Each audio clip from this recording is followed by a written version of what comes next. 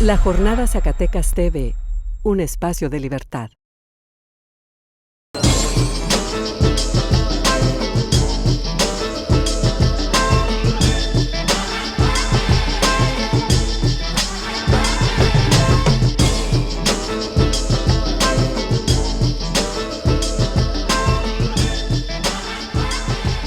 Estábamos hablando sobre el tema de Giovanni, que ya regresa el día de hoy, por fin, y después de este terrible episodio, ¿no?, en el que es sujeto en Nicaragua.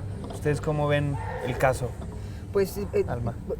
Tiene varias aristas que hay que focalizar. Una defensa del gobierno mexicano tibia, tardía, donde no vemos, habíamos platicado Carlos y yo al respecto.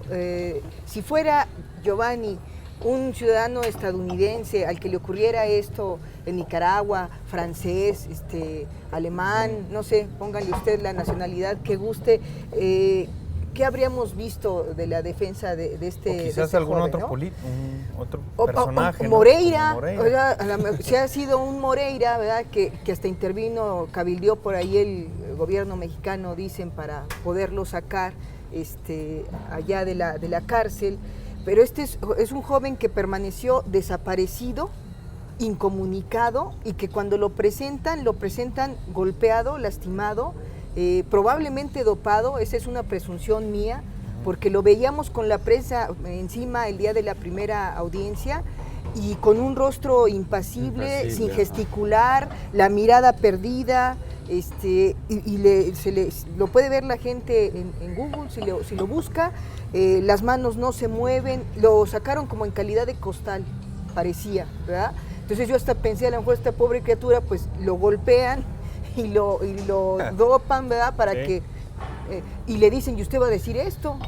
Esa es una presunción personal, pues, pero es muy grave lo que ha sucedido con la política diplomática mexicana. Sí, está en la que los mexicanos, problemas, cuidado, ¿no? Esto demuestra también, voy al segundo punto, la vulnerabilidad de los universitarios zacatecanos, que tienen la Autónoma de Zacatecas en diferentes partes del mundo. Él evidencia que si les va mal, pues pobres están solos. Tampoco decía... Ya Antonio Guzmán habla de la necesidad de protocolos específicos para casos como el de Giovanni u otros, ¿no? Sí, porque el caso ya llevaba cuando menos una semana en redes, o ya, 15 días en redes sociales, ¿no? Fue hasta que los medios vemos esta información, se va y se corrobora con las autoridades de la Unidad Académica de Minas, y es ahí donde se da cuenta de que sí es oficial que este estudiante es de la universidad, que está en Nicaragua, y empieza el escándalo, ¿no? Pero fue a raíz de una publicación en redes sociales, ¿no? En Facebook, que hacen una publicación. A mí me gustaría destacar también esto mismo que estábamos comentando ya en días pasados y que hemos estado comentando, de la debilidad, la fragilidad en las relaciones exteriores diplomáticas que tiene México hoy en día, y que tiene un historial de ser un país intermediario, diplomáticamente correcto, que ha tratado de hacer las cosas bien. La historia diplomática de México ha sido casa de refugiados, importante. Llegaron españoles, argentinos, chilenos por las dictaduras en estos países, y que llegaron aquí refugiados y que después fueron bien arropados en este país y que se convirtieron ya en mexicanos y partes sustanciales de la vida cultural, política de este país. Pero hoy en día estamos viendo una crisis total en las relaciones exteriores, en las relaciones diplomáticas de este país. O sea, vemos lo que pasó en Egipto con los turistas. O sea, estaban turisteando y los mataron. Y yo me acuerdo que Claudia Ruiz Massieu estaba espantada incluso de ir a Egipto, y estaba espantada cuando estaba con los pares egipcios, tratando de ellos le estaban dando una explicación y ella tratando de reclamar eso, y ni siquiera se vio como un reclamo, o sea, ni siquiera un posicionamiento enérgico para decir, esto estuvo muy mal, y esto puede provocar una crisis no solo conmigo, sino mundial, o sea, porque esto no lo puedes hacer.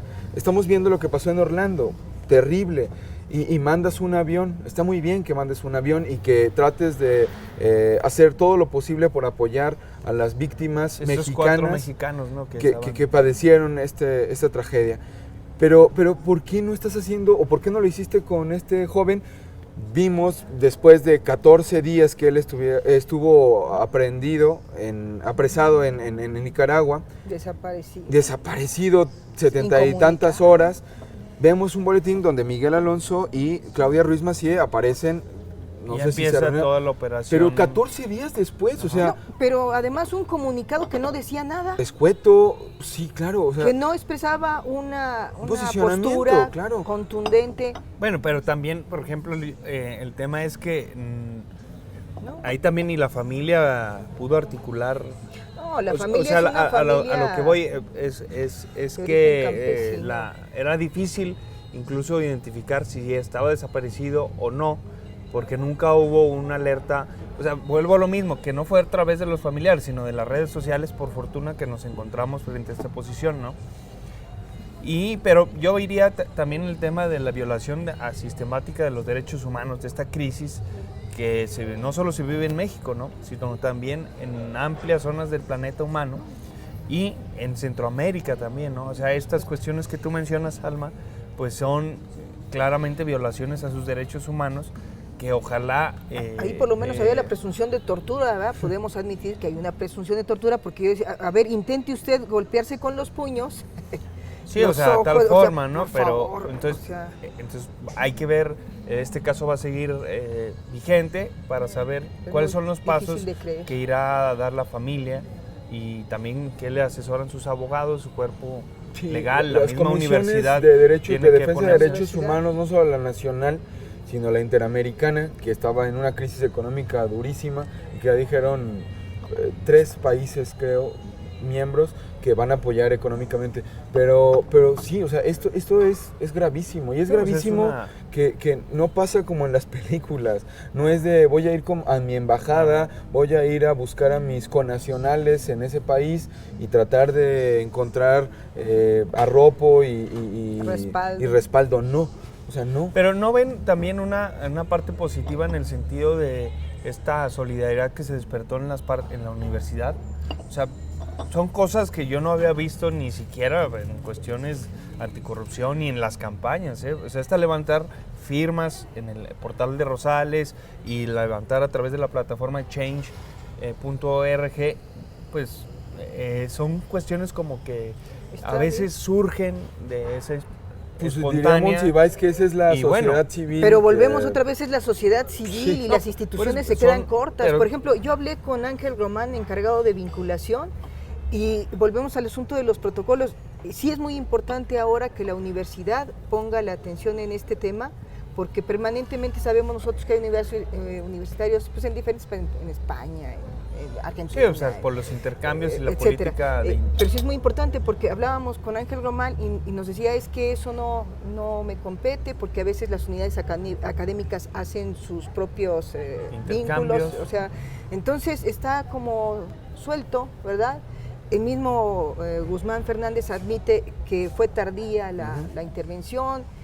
Ojalá que sí sirva, por lo menos, para que pongan atención las instituciones. Son esas cosas.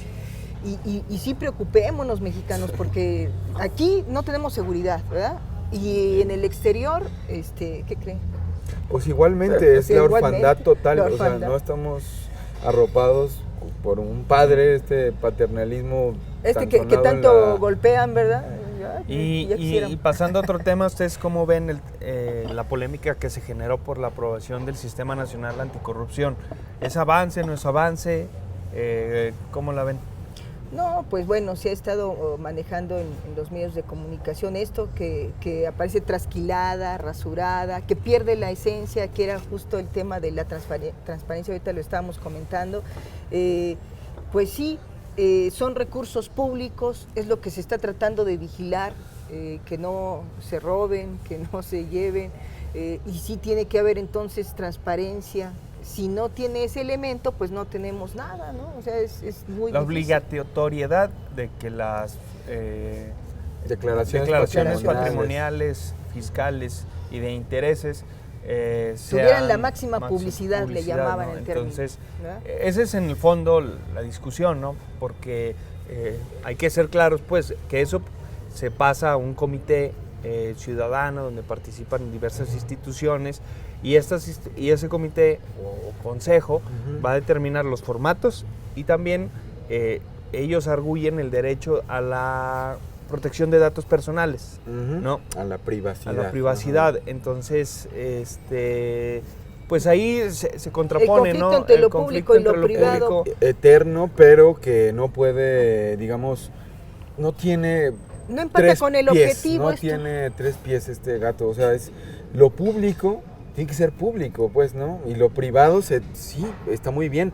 E incluso lo privado es discutible hoy en día, porque estos privados que utilizan o que en los cuales fluye el recurso público también tendría que hacerse público, tendría que hacerse transparente. Entonces, eso es algo que hoy en día, y que cambiaron ese discurso también, y le encontraron esta bonita forma de decir que tenemos derecho a la privacidad, pero también empezaron a decir que era una cuestión de seguridad, de que les podían secuestrar, de que les podían robar. Dices... Bueno, eso algunos candidatos lo comentaron, ¿no? Y se modificó a una cuestión mucho más políticamente correcta, buscando la argucia legal de la privacidad, que ya decíamos que las instituciones encargadas de la transparencia y de buscar la rendición de cuentas, pues han dado fallos, o han hecho fallos, en torno a esta cuestión de a ver qué se puede hacer público y qué no es público, ¿no?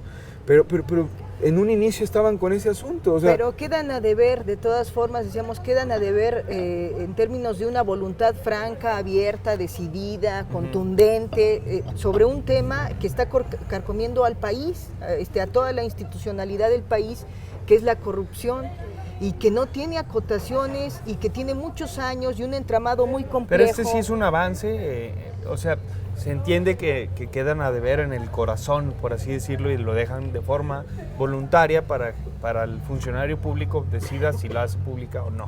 Es un avance en tanto que pone el tema y puso el tema sobre la mesa. Pero tipifica el delito ya de corrupción, lo pone en el código civil, no civil, sino penal. Pero parece que deja flojo todo el sistema anticorrupción, también la cuestión de los conflictos de interés, o sea, dejan siempre...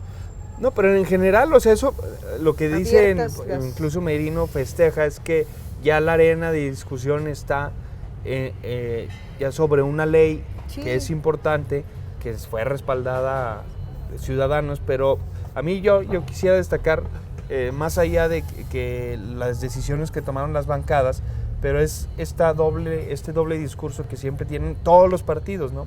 En específico acabamos de terminar un proceso electoral donde el candidato electo, ya el gobernador electo, Tello, dice que va a ser obligatorio el 3 de 3.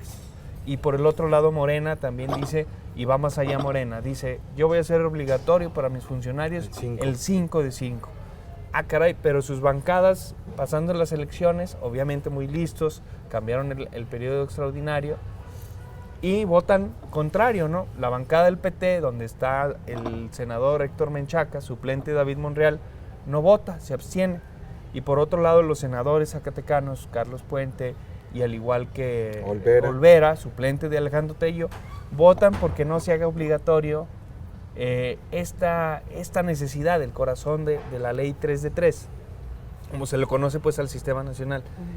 Entonces vemos viendo quiénes se desaparecieron, quiénes no fueron, quiénes se abstuvieron, y al final pues están todos los partidos, ¿no? Claro. O sea, es este desamparo que se siente de la ciudadanía, de decir, pues sí hay avances, pero al final los partidos nos juegan la misma, ¿no? Sí, o sea, por eso comentaba que no hay lo que queremos ver, una decisión franca, abierta, contundente, que hay de veras ganas desde... Porque bueno, puedes entender... Se burlaba Sabina Berman de eso, decía, dice el gato que se va a poner el cascabel, no me acuerdo cómo hace ella un juego. Podrías de decir, si aquí, cuando menos, David Monreal y la campaña Morena hubieran dicho que no van a proponer la 3 de 3, sino otra cuestión diferente, ¿no? Como que van a enjuiciar a los gobernadores o a los presidentes, que es la justificación que da Bartlett, ¿no? Sí. De que no hay una comisión de la verdad y que los presidentes quedarían impunes. Pues sí, pero nunca lo propusieron. Y en las diversas campañas tampoco lo hicieron. O sea, ni en Veracruz, ni aquí. Morena hizo una propuesta clara contra la corrupción y cuando la hizo estaba muy, muy parecida a lo que ellos se abstuvieron de votar. Entonces, pues ahora sí que el mensaje me parece que a mí es que hay avances porque la sociedad civil está fregando y qué bueno que lo hizo a través de las instituciones como el CIDE, los medios de comunicación, las cámaras empresariales.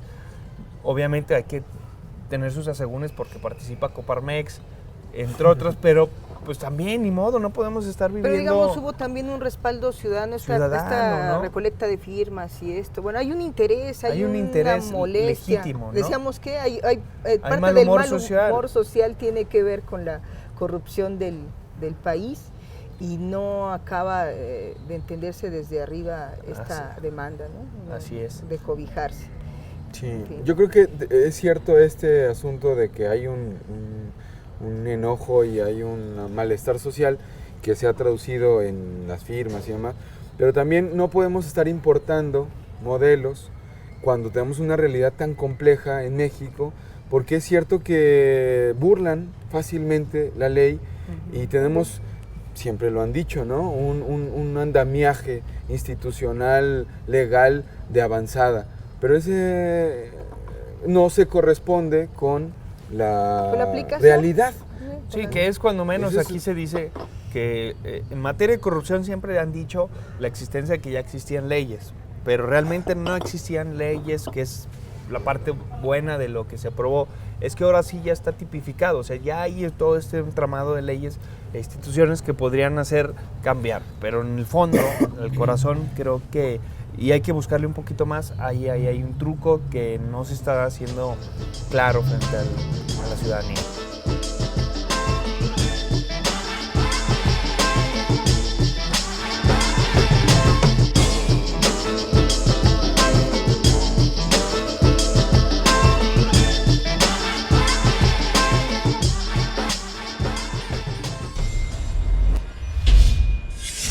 La Jornada Zacatecas TV, un espacio de libertad.